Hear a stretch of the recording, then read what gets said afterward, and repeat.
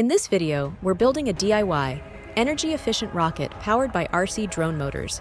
We aim to test this new rocket to work the same way as SpaceX, experiencing the full mission sequence, from rocket liftoff to hovering descent, horizontal movement, deceleration, grounding, and a smooth landing inspired by SpaceX's landing technology.